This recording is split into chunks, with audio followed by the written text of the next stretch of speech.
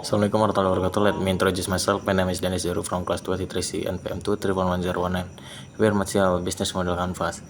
Business model canvas adalah sebuah framework yang digabungkan oleh Alexander Oxwalder. Misinya adalah untuk menggambarkan cara sebuah bisnis menciptakan, menyampaikan, menangkap nilai yang menarik.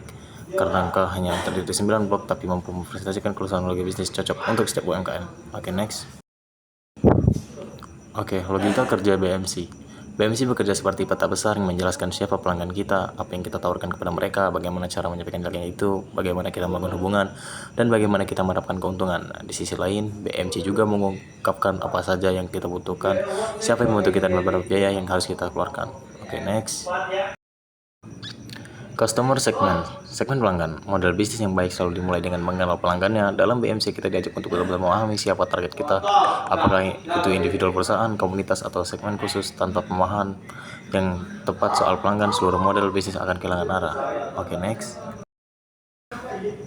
Oke, value propositions, proporsi nilai. Setelah tahu siapa pelanggan kita, pertanyaan adalah apa yang membuat mereka tertarik.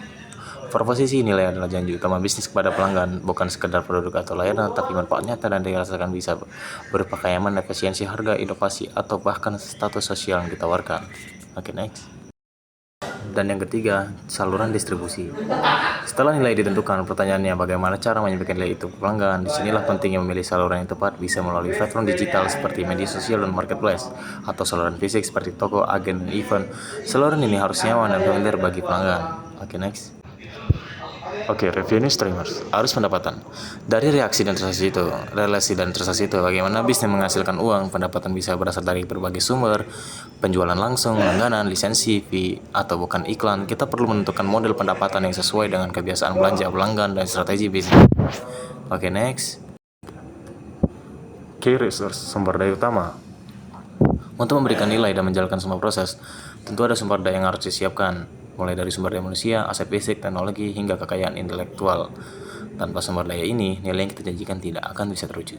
Oke, sekian presentasi dari saya. Wassalamualaikum warahmatullahi wabarakatuh.